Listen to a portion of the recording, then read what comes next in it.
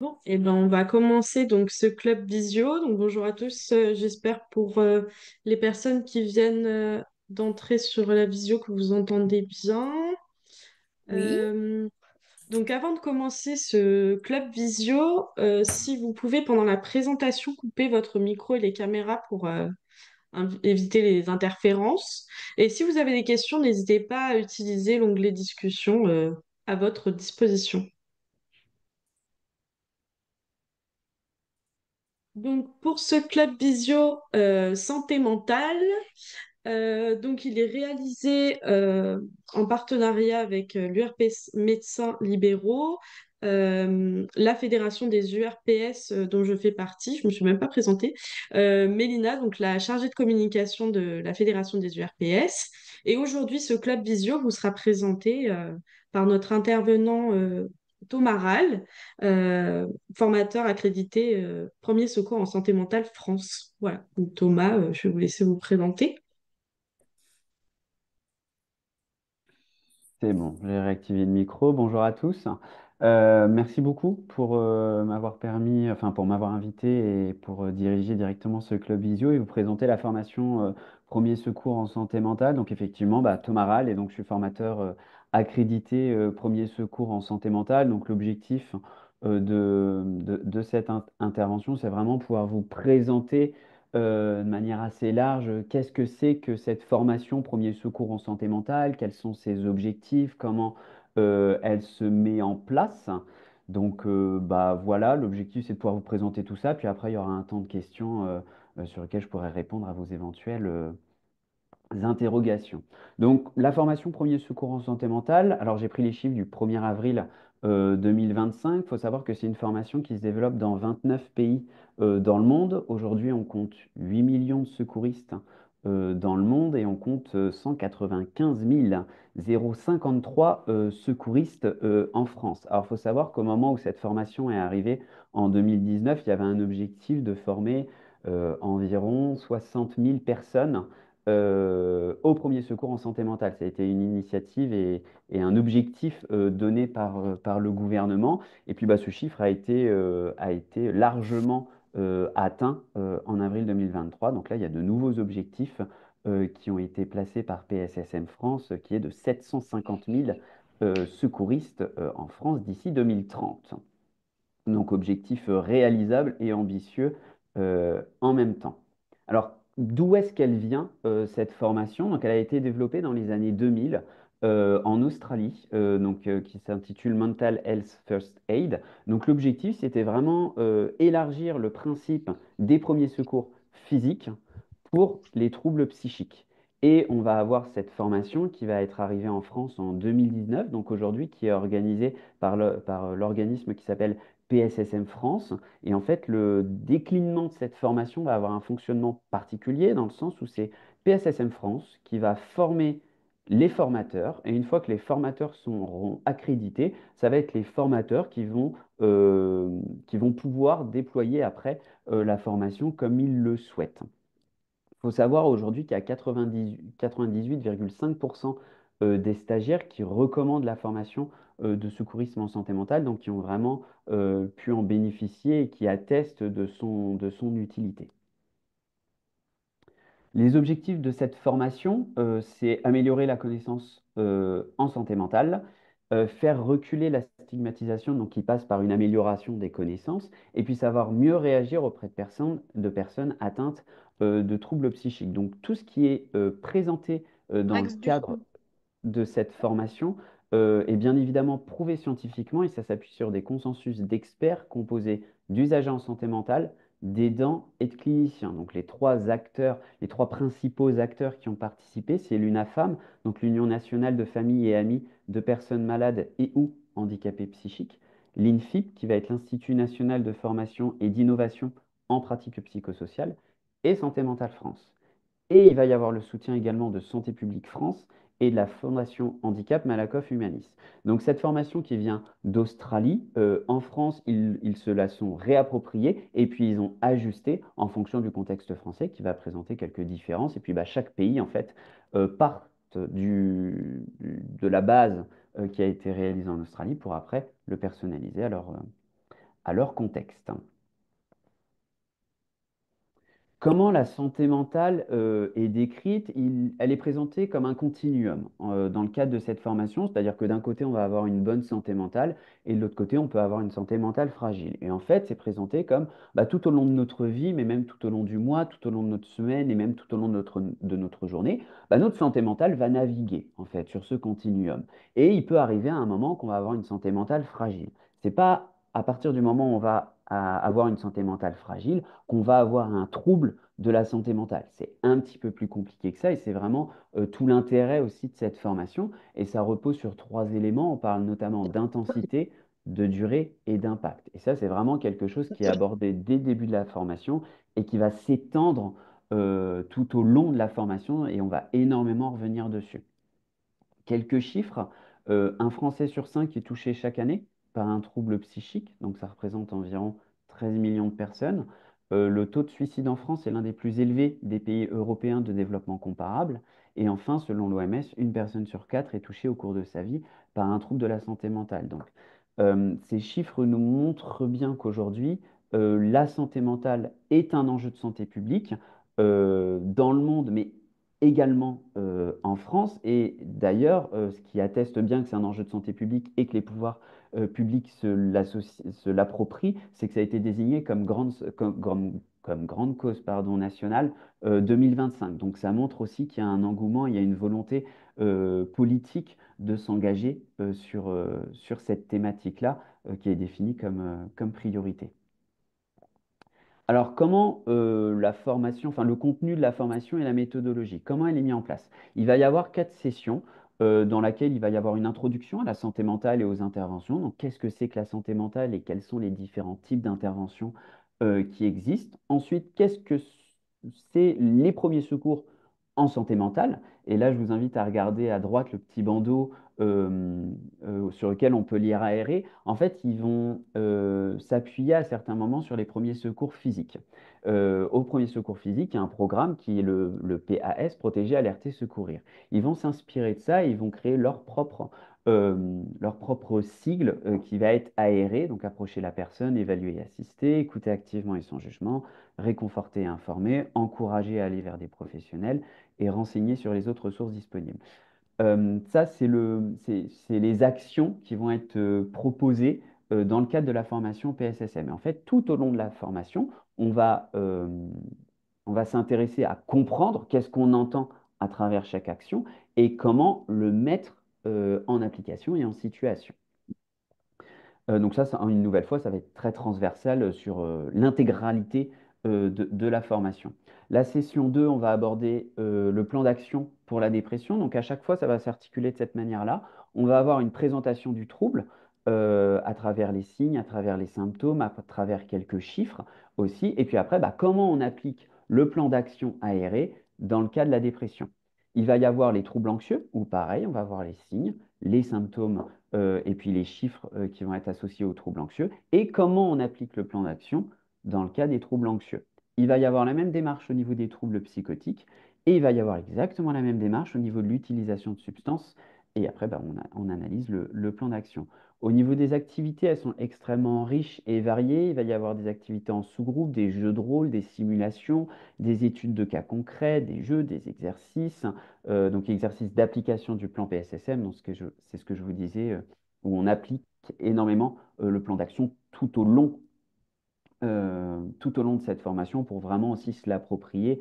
euh, pour vraiment se l'approprier. Puis il va également y avoir beaucoup d'outils pédagogiques qui vont être utilisés, donc notamment un manuel premier secours en santé mentale par personne. Donc c'est un manuel qui est fourni au moment de la formation et c'est vraiment un outil qui reste pour le secouriste. Et c'est vraiment un outil qui va être extrêmement intéressant parce que la formation va être extrêmement dense, il va y avoir énormément d'informations et naturellement, on ne va pas nécessairement pouvoir se souvenir de tout ce qui sera dit et tout ce qui est abordé dans le cadre de la formation est évoqué dans le manuel. Donc, c'est-à-dire que ça, c'est vraiment une phrase que j'aime dire quand personnellement j'anime mes formations. C'est voilà, au moment où vous sentez que vous devez mettre votre casquette de secouriste en santé mentale, bah, vous avez votre manuel qui vous permet voilà, de vous replonger un petit peu au niveau des éléments et de bien préparer euh, votre potentielle intervention en tant que secouriste. Il y a également des vidéos premiers secours en santé mentale qui sont utilisées, donc de témoignages, de fiction, et il y a des études de cas concrètes où on applique le plan PSSM, donc à partir de scénarios qui sont directement proposés par PSSM France. Comment la formation se déroule-t-elle? On part sur une formation de 14 heures. Donc, elle est répartie soit en 2 jours, soit en 4 demi-journées. Il y a plusieurs formules. Donc, ça, c'est PSSM France qui donne ces critères-là. Donc, c'est soit en 2 jours consécutifs, soit en 2 jours non consécutifs sur une période de 15 jours maximum et en 4 demi-journées sur une période de 30 jours maximum. Là-dessus, les trois formats peuvent présenter des avantages. C'est vrai que les 2 jours consécutifs peuvent être intéressants parce que ça permet, voilà, on se plonge dedans. La santé mentale, ça peut être une thématique où on va chacun avoir notre sensibilité et une approche différente. Donc, ça peut être intéressant au niveau des 2 jours consécutifs de dire, bon, bah voilà, on prend 2 jours d'information à fond sur la santé mentale.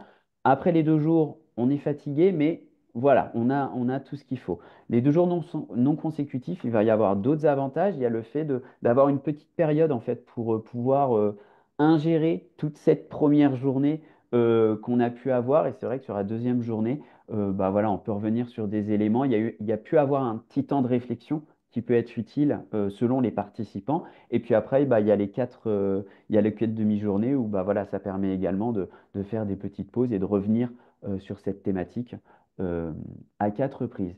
Et il y a également une autre formule qui existe, c'est une formule en visioconférence qui se passe en 7 fois 2 heures. Voilà, c'est 7 sessions de 2 heures. Donc 7 fois 2, on retrouve les 14 heures de formation qui peuvent se faire en visio.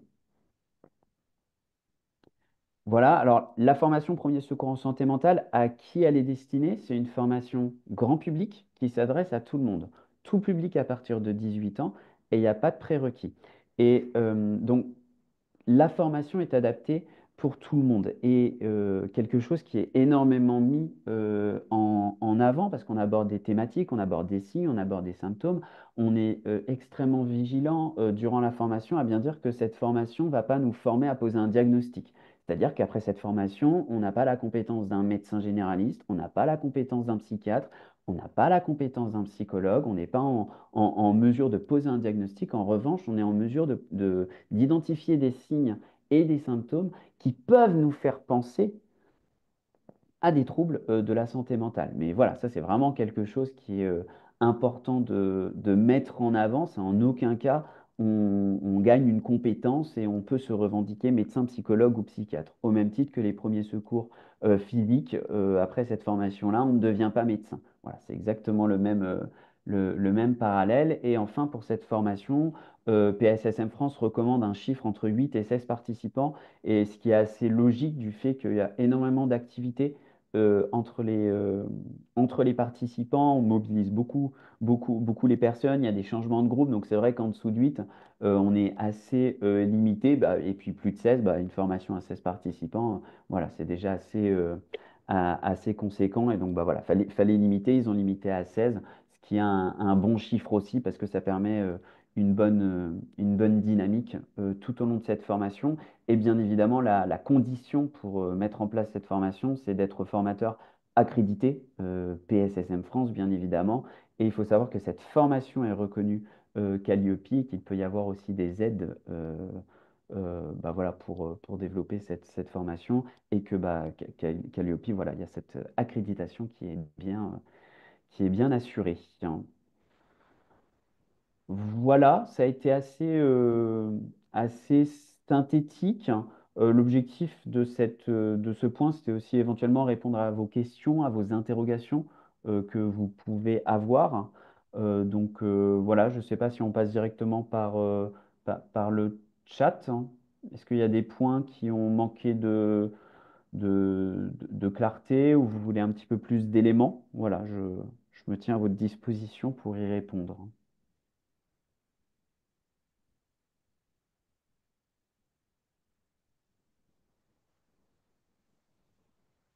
N'hésitez pas à poser vos questions à l'oral aussi également, hein. C'est peut-être plus facile aussi. Parce qu'il y a des points sur lesquels je suis allé un peu trop vite également, parce que je me rends compte que j'ai parlé, j'ai J'ai parlé sans faire beaucoup de pauses.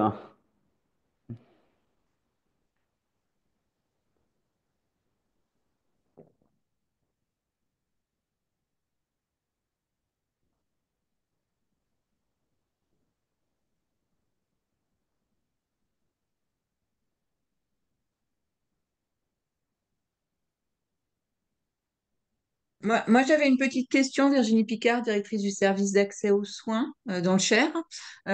Actuellement, donc, moi, j'ai 5 opératrices de soins non programmés et une obligation de continuité de service, donc je ne peux pas en libérer. Voilà.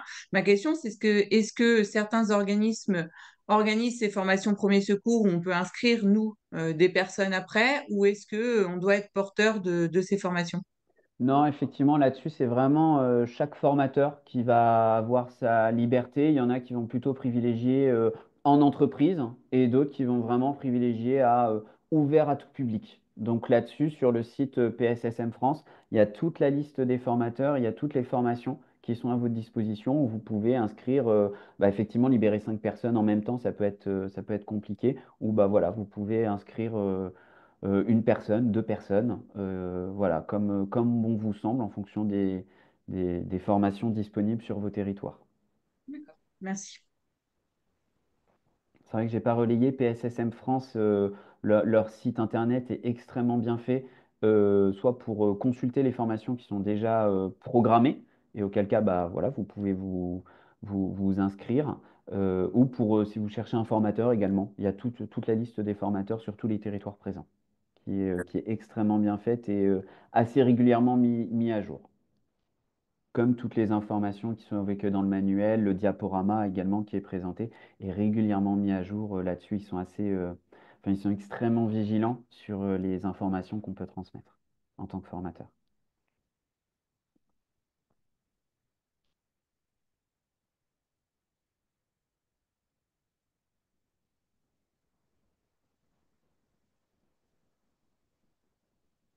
Qu'il y a d'autres questions. On a Thomas, je ne sais pas si vous voyez le chat. Oui, je le vois.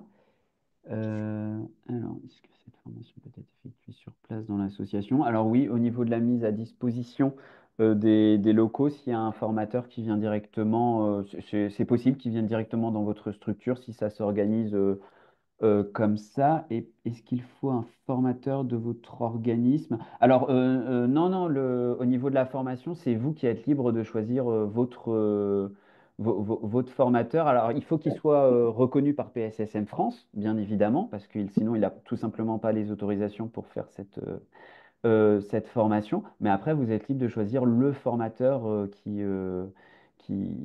vous convient. Je sais qu'il y a des structures qui forment une personne en tant que formateur dans des entreprises. Et après, c'est ce formateur-là qui va former les équipes par la suite. Donc non, là-dessus, vous êtes totalement libre de choisir votre formateur comme on vous semble. Voilà. À partir du moment où il est reconnu PSSM. C'est qu'il va y avoir une reconnaissance. Donc, effectivement, après, ça va être au niveau des OPCO pour répondre à la question de Nathalie, comment ils finançaient la formation. Soit ça va être sur. Oui, vous pouvez avoir des financements à partir de vos OPCO. Voilà, il faut démarcher, mais en tout cas, il y a une reconnaissance au niveau des OPCO. En revanche, il n'y a pas de reconnaissance sur les comptes. Je ne vais pas retrouver le mot. Mince, j'ai perdu j'ai Et perdu CPF? les CPF, merci.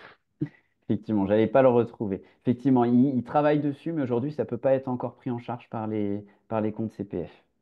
Tout à fait. Mais après, les OPCO peuvent participer à ça en créant une demande. Et après, bah, en fonction des OPCO, voilà. Après, c'est l'OPCO qui décide, mais en principe, ils acceptent.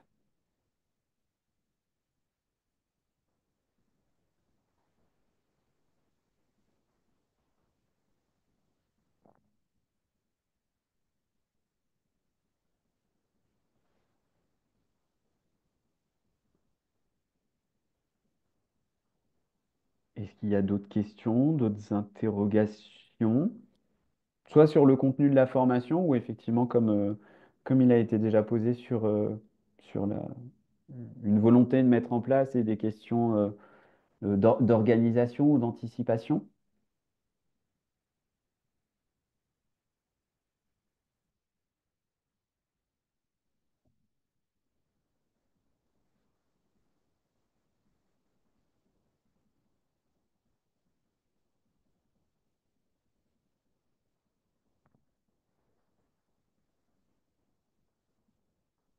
Bon, super, si ça a été clair pour les autres personnes, merci.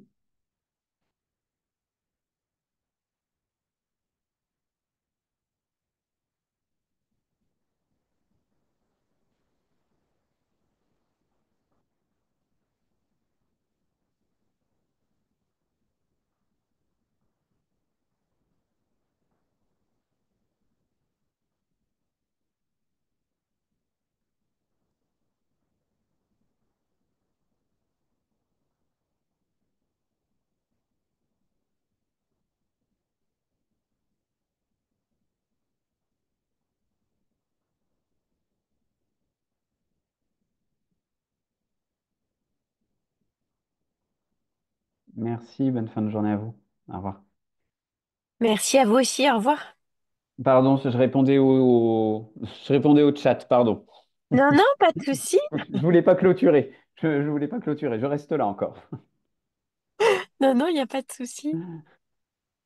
Pour répondre à la question de Nadine, non, c'est pas la Fédé qui met en place des formations.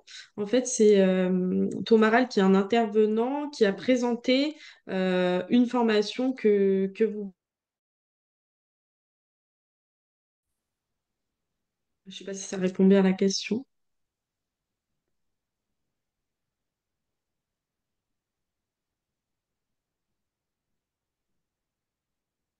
Parfait.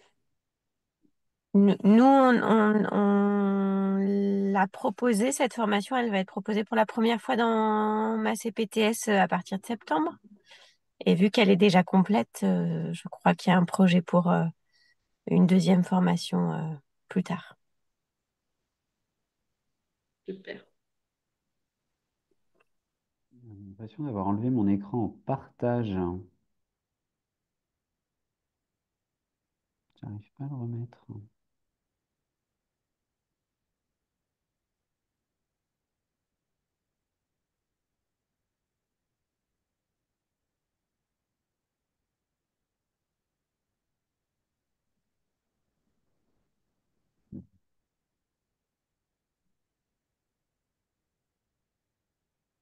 Oui, effectivement, après, dans la mise en place de la formation, c'est vrai qu'il peut y avoir plusieurs structures qui peuvent se regrouper aussi, comme on évoquait tout à l'heure, la structure qui va avoir 4-5 salariés, où effectivement, pour la mise en place d'une formation, ça peut être un peu compliqué.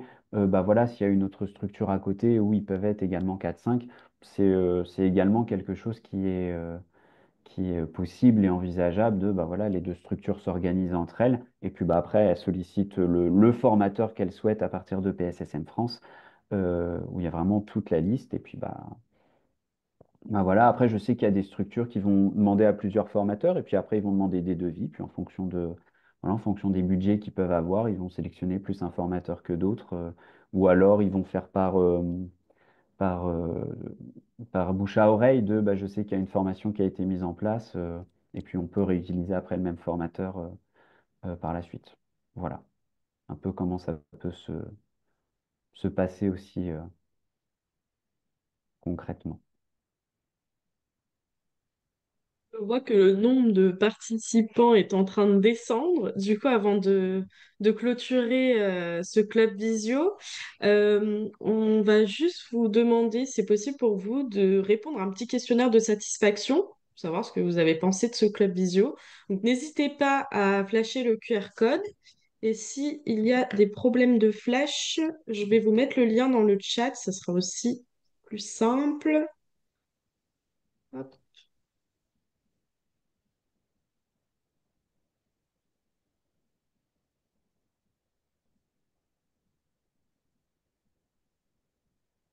Voilà, normalement, vous avez le lien. N'hésitez pas, ça nous aide à nous améliorer. Et pour les personnes qui sont arrivées peut-être en cours de route, il y aura un replay de ce club visio sur la chaîne YouTube de la Fédé des URPS. Voilà. Donc, n'hésitez pas à le consulter si ça vous intéresse.